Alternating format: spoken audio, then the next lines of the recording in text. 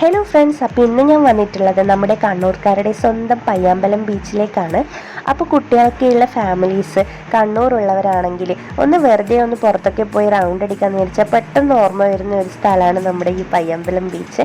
അപ്പോൾ പയ്യാമ്പലം ബീച്ചാണെങ്കിൽ ഇപ്പോൾ ദിവസം കഴിയുന്നതിന് പുതിയ പുതിയ ഓരോ റെസ്റ്റോറൻറ്റും പാർക്കും ഒക്കെ തുടങ്ങി അടിപൊളിയായിട്ട് മാറിക്കൊണ്ടിരിക്കുകയാണ്. അപ്പോൾ കുട്ടികൾക്കൊക്കെ അത്യാവശ്യം നല്ലോണം എൻജോയ് ചെയ്യാൻ പറ്റിയ പാർക്ക് തന്നെയാണ് ഇവിടെയൊക്കെ ഉള്ളത്. അപ്പോൾ ഞാനങ്ങനെ മക്കളൊക്കെ കൂട്ടി വന്നത് കിഡ്സ് ബേ പാർക്കിലേക്കാണ്. ഇവിടെ കുറേ പ്രൈസായി പോകുന്നു. ഇപ്പോൾ ഇതിന് കുറച്ച് മുന്നോട്ടേക്ക് ആയിട്ട് ഡിസ്നി വേസ് എന്ന് പറഞ്ഞിട്ട് പുതിയൊരു പാർക്കും കൂടി സ്റ്റാർട്ട് ചെയ്തിട്ടുണ്ട്. അപ്പോൾ അവിടുത്തെ വീഡിയോ ഞാൻ അധികം തന്നെ വൈകാതെ അപ്ലോഡ് ചെയ്തേക്കാം. അപ്പോൾ ഈ ഒരു സംഭവം ഒന്നും ഇവർക്ക് അത്ര സെറ്റായിട്ടില്ല, ബാക്കിയൊക്കെ ഓക്കെയാണ്.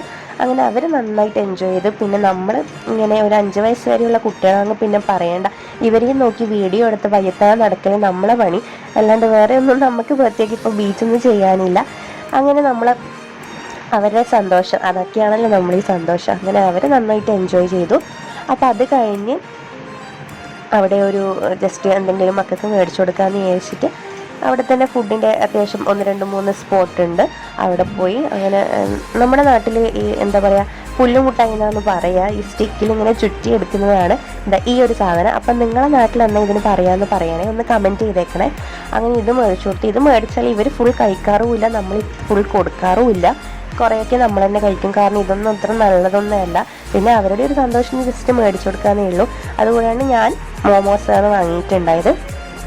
അങ്ങനെ അതൊക്കെ കഴിച്ച് നല്ല ഹാപ്പി ആയിട്ട് തിരിച്ച് വീട്ടിലേക്ക് പോയി. അപ്പോൾ വീഡിയോ ഇഷ്ടപ്പെട്ടാൽ ലൈക്ക് ചെയ്യാനും ഷെയർ ചെയ്യാനും സബ്സ്ക്രൈബ് ചെയ്യാനും മറക്കരുത്. കമൻറ്റ് കൂടി ചെയ്തേക്കണം. അപ്പോൾ അടുത്ത വീഡിയോയിൽ കാണുന്നവരേക്കും കീപ് സപ്പോർട്ടിങ്. ടാറ്റാ.